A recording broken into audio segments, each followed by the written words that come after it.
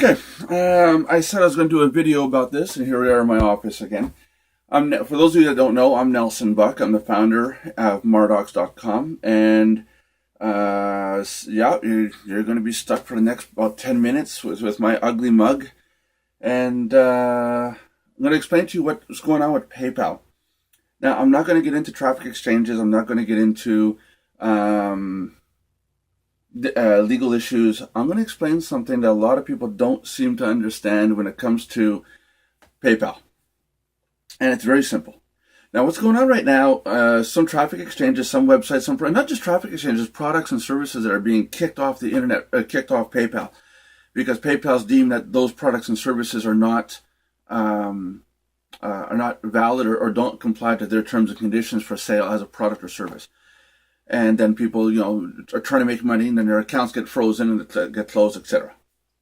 So, some of you already know that some traffic exchanges are being shut down.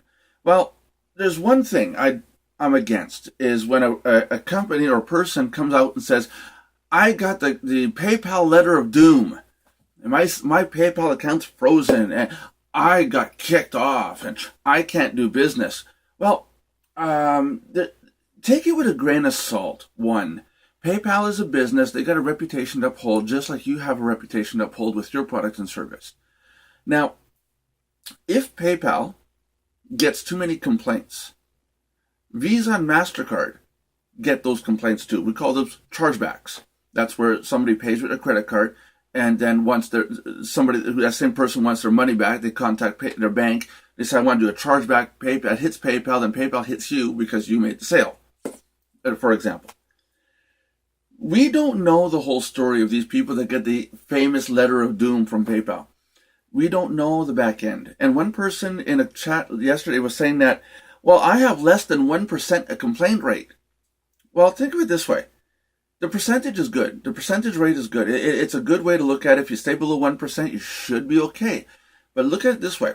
If you have 1% complaint rate ratio, and that 1% represents 100 sales, that's one sale of the 100 you made that you had a chargeback. It's not too bad. It's one complaint, one person. That's not too bad. Say two.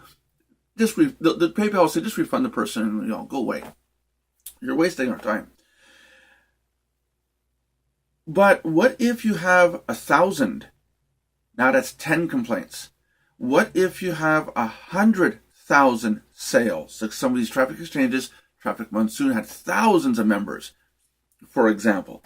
And like I said, I'm not getting into legalities of all these traffic exchanges, but if you look at it, 100,000 people complaining, that is 1,000 complaints at 1%.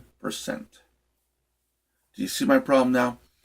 Not only that there's a chargeback going through, that people are asking for their money back, they're contacting PayPal because their banks say, contact PayPal, contact your seller and deal with them. Then PayPal has to pay human beings around the world to talk to these people and deal with these cases. Then PayPal has to refund the money, which means now they no longer have money from that transaction. That's why some of these sites are being shut down. Complaint ratios. It's as simple as that. If I get 1,000 complaints, I'm going to look at the same thing, and I'm not a traffic exchange. I'm a resource center. Number two, PayPal wants you to sell a product or service, a tangible product or a service that can be tracked, verified, and provided at a high quality level. My website, we've got all these videos, we have all this content. You pay $19.95 to get in, you get access. My website is a reason why we show everything to our members as a free member. That way you know exactly what you're getting access to. When you pay PayPal, it unlocks the whole thing. Boom, you've got access to the site. And they're always adding new stuff to it. There's a value to what I'm providing. Hosting is another thing. Here's what we're offering for hosting. We're giving you access to part of our server. It's rent. You pay the rent. You now have your hosting. Very important. There's a service. There's a product. Some of these traffic exchanges are saying, and it's in PayPal's terms and conditions, you're not allowed to transfer money from PayPal to your PayPal in exchange for currency. You're not a bank. A website is a product or service provider. Even in the real world, if you want to become a bank, you have to go through certain steps. Even if you're offering credits on your site, those credits make you technically a bank. You're managing a money flow and a commodity flow inside your site, regardless of how the money comes in. Start taking personal checks, give people credits, have complaints, and watch how fast your bank shuts down your bank account, because they don't want you selling credits. So that's number 2, why people are getting shut down out of PayPal. Now I'll tell you why. If I have a personal account at PayPal, it's like having a personal bank account. I'm allowed to receive my paychecks, my incomes. I'm allowed to buy some stuff with it. I'm not allowed to sell.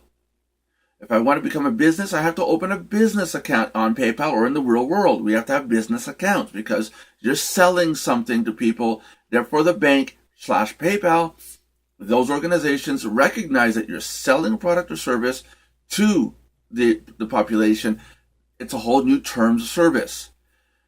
If, for example, I'm a business, I'm a merchant, I sell product, I receive money for my product, I give you the product. There's a reason why there's a whole bunch of verification in place. If I want to start processing credit cards for my members, I have to go through the process of becoming a merchant processor. Not just having a merchant account, becoming a merchant processor. And a merchant processor is somebody who says, hey, hi Joe, hi Mary, hi Sue, I'm going to take all the credit card payments and I'm going to process them for you and I'm going to give you your money. I'm going to keep a fee. PayPal will let you do that, but they still want their cut. They want their little percentage and their little amounts. It's a pennies business. The third example I'm going to give you, and it's very important, and this touches on the one I just gave you, and it happened to me by mistake and I got nailed. I had a client, a member, did not understand. He's in his 70s. Did not understand. He sent me $250 to my personal PayPal account. I received the money. I went, whatever, no problems. Moved the money to my business account. I thought I did good. In reality, I should have refunded his money and told him to pay this other account. Now, what happened? My member went in, typed in my email address and said sending money to friends or family, because I was on the phone with him and I did spend time with him. We talked and did a whole bunch of stuff. He was buying a banner ad. He sent $250 as a friend or family. When it came into my account, there were no fees. I got a full $250. PayPal didn't take any money because that's their policy. We're sending money between friends and family. There's no fees. Okay.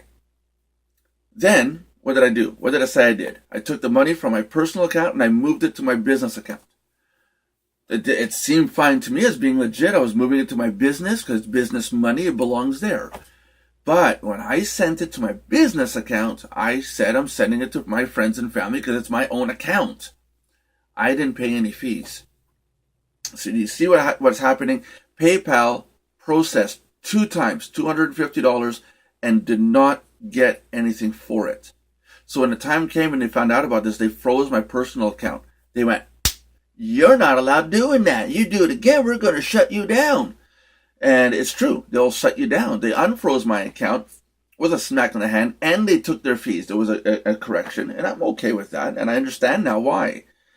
Personal means you're going to receive money from friends and family, you're going to buy stuff, or you're going to earn a pay, commissions, etc. You're not going to get your account shut down because you're paying a service to somebody else who's being crooked. That's not true. If you pay money into something, worst thing that could happen is either you're not going to get your money back or the system is going to put the money back in your account and say they got shut down. One of the two.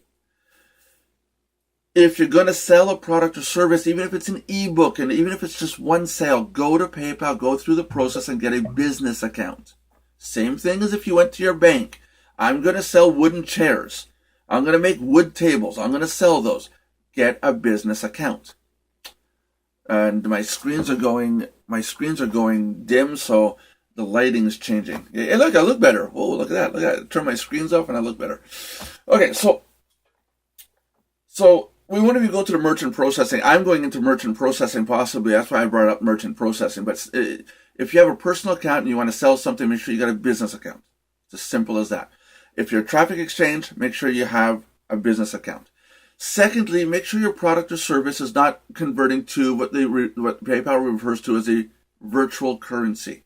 Make sure that you're giving a product and service, not just, here, we're going to take a bunch of money and we're going to hold on to it, and over time you're going to use it. That's not a product or service. That's becoming a currency, and you don't want to do that.